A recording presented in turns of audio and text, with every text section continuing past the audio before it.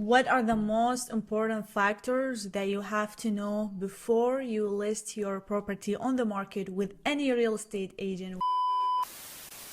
Hello everyone, this is Sarah and Saif again, real Hey estate guys, agent with the Jump Realty in Windsor, Ontario, and today's video is going to be today's video gonna be talking about top agents. How do you know that you're working with a good agent that's reputable and that's really wanna get your house sold for the right price? what are the most important factors that you have to know before you list your property on the market with any real estate agent with any city? So first of all, like you need to know, like, are they actually working? Like, are they full-time agents or they are just a part-time agent? That's a big thing. Of Like course. right now, Sarah knows, like I've been trying to reach an agent since 9 a.m. She's not answering. And today is the offers date. Like, Yeah. how can you sell a house like this? And I actually know some people who forgot the removal day of the condition, a mortgage condition or inspection condition, and they had actually a canceled transaction, a canceled offer on that day, and they didn't have any idea. They're probably working somewhere else. Yeah, so that's why, like, I know, maybe they would charge a little bit less money than the other agents. Again, I guess that's why. But again, they are doing this because they're not giving you their full time. I would say don't look for the cheapest realtor. Don't look for the cheapest price, I would say, that the realtor is listing your property with. Don't look for something cheap because your house, your property, or any kind of property, it's worthable. So, Sarah, how do you know that this person is right? The first thing you have to see the intangible action that this real estate agent is actually doing, which is you would basically see them like everywhere. If you're looking for for this specific realtor, why are you working with him? Like, did you see him in a lot of spaces? Did you see a lot of listings for this person? Sold houses, videos, marketing, a lot of different things. And let me tell you this, like cold calling, door knocking, it doesn't work. At least not for most people these days. It used to work in the 70s and the 80s and might be working for some people right now. But like if they come to you and tell you, hey, we're gonna do like a lot of cold calling for a lot of buyers list and stuff like this, maybe. But again, like I don't think that's the best way right now, because if you're just sitting at your home and see someone walk into your door and tell you I'm a realtor, it's very hard to trust It's gonna them. be very straightforward that this person is actually looking to list your house for sale or maybe buying you a property. And are you actually waiting for this moment till you know that, you know what, I want to sell my property. I didn't know about this before. Yeah, everyone Really? everyone right now has a phone and they can see everything. So I would say look for people who give you free information, really like dig down and really in front of your face. And because if you see them every day, then you're seeing everyone else is seeing them. So see people who actually have audience, people looking for them. That's the way they're gonna bring you the most price. Exactly. And actually on Google, it says that every person is spending at least 2 hours on social media. So just imagine your property is being on social media everywhere and a lot of people are seeing. So once this property is seen by a lot of people, what does that mean? It means a lot of potential buyers, a lot of interest maybe. Of course. Again, like that, even if the study is 2 hours, like I'm pretty sure, go check your phone, Sarah, right now. You're gonna find like maybe 5 hours or Of three course. hours. A lot of people, like everyone's on their phones every The day, more and people they're you working see, there. of course, the more people sees your property, the faster your property would sell. But at the same time, it has to be with the reasonable listing price and reasonable Sarah, expectations. how do they know that the price is reasonable? How like do they really know that it's The reasonable? sellers, I would say your realtor would actually know. So there's some people actually would tell you that your price, for example, if your price was 600 in reality in this market, they would tell you I'm gonna sell it for 650 or 700. Does it actually worth this much, or do they want to just list it with you?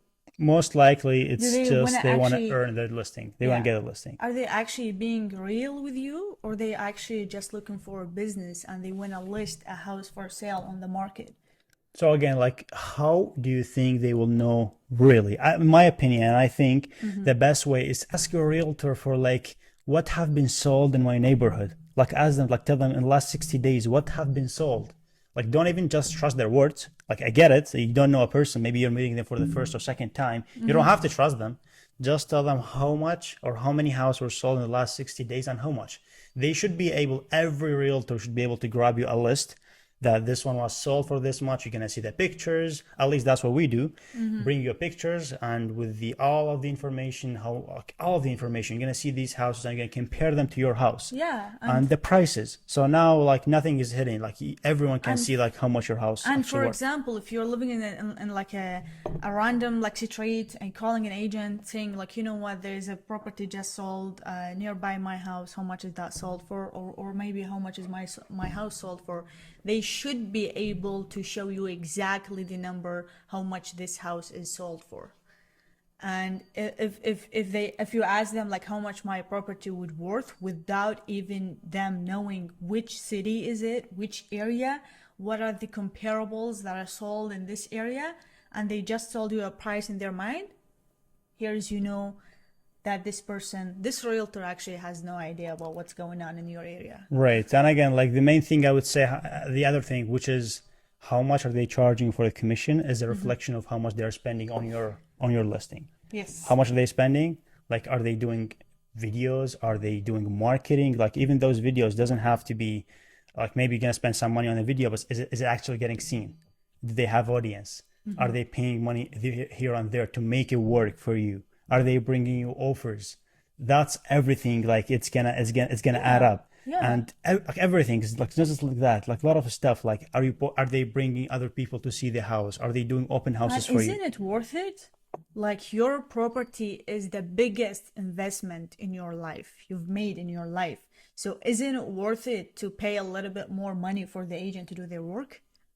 Right? Yeah, because, like, let's say you're gonna get a couple thousands discount, but that person is not gonna answer their phone calls. I know some people, they wouldn't even take anything from you on listing. They just want to list it for sale by their names on the market. So there's a lot of potentials client would see that this person have some listings. And actually at the same time, some realtors would say that we have 35 experience, but do they actually practicing in this 35 years experience? Or are they actually just have five hours experience in these 35 years? Exactly. That comes to the first point, which is you need to find a full-time agent. So just to summarize it up, I would say find a full-time agent. Try to know them. See, are they actually in the field? They're practicing every day. Are they getting seen? They are using the new ways to market and sell your house, or are they just stuck with the old days? That's, I think the best stuff to kind of like just to filter your best agent. Exactly. And I want to mention something. This is basically very straightforward to the seller. So if you are looking to list your house for sale, be reasonable. So for us, basically, Saif and I, once we have a listing appointment with any client, we take our laptops with us. So just we show them what's going on in their area. So this is not just words. No, they have to see themselves what's going on in their area. So maybe, for example, if they have very high expectations, they don't have any idea about the market. Once they see all the houses that are selling in their area, they would definitely convince that this is what my house is worth actually. Or maybe they wouldn't list it. Like sometimes, Exactly. like, let's say if your house worth 700, for example, and you want to get 9, don't sell it right now. Maybe next 2 years. Yeah. Maybe you'll get it next 2 years, maybe 3 years. Most likely you will, because like real estate keeps going up.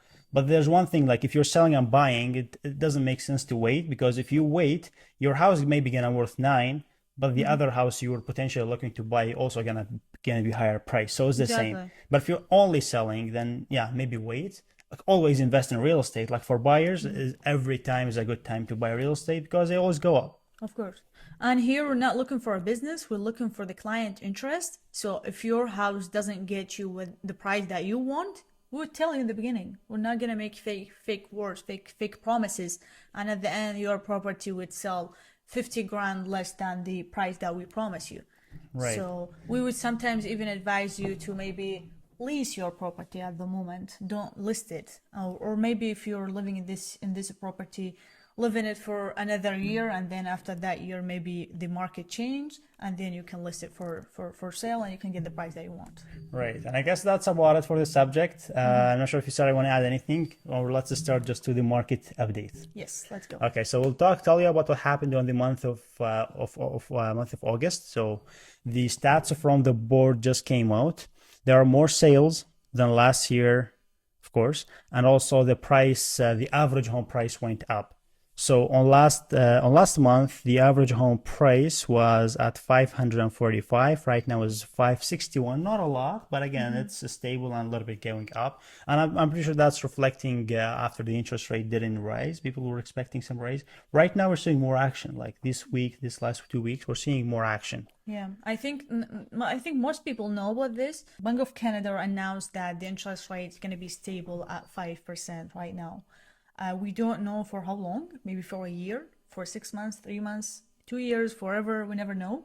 We're waiting for the second announcement of Bank of Canada. If they keep the interest rate the same, that obviously is going to do the market, of course. It's gonna be more action.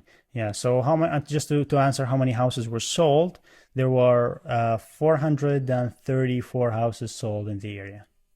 Last month were 438, very similar, but we're doing better than last year. So finally, like I know last year it was the peak on March and we were going down, but right now we're just gonna break that bad pattern. Like from last year, the average home price was at 527, just like last month, last year.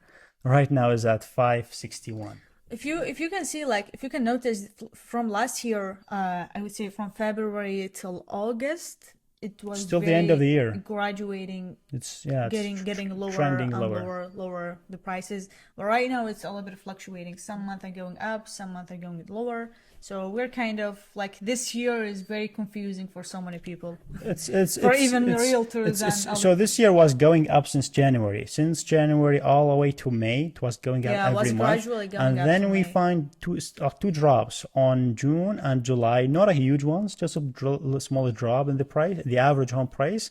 And now we started picking it back up again. And I think that makes sense because everything, like even the stock market, when a stock keeps going up, it has to kind of like correct itself and keep going higher. It's really again. very connected relationship between the market and the interest rate. Right. So once the Bank of Canada announces anything, the market is going to be affected right away. So this is the whole year is kind of fluctuating with the interest rate as well. That's why we're seeing this difference in the market. And I guess that's about it for the video. You guys let us know if you like it. Make sure you subscribe to the channel to watch more because we're doing a lot of videos for houses in Windsor, Ontario. So anything, maybe you're gonna like a house that we posted, let us know, reach us out and let us know if you have any questions. Our number is always gonna be on the screen. And we'll see you in the next video. See you in the next video. Goodbye.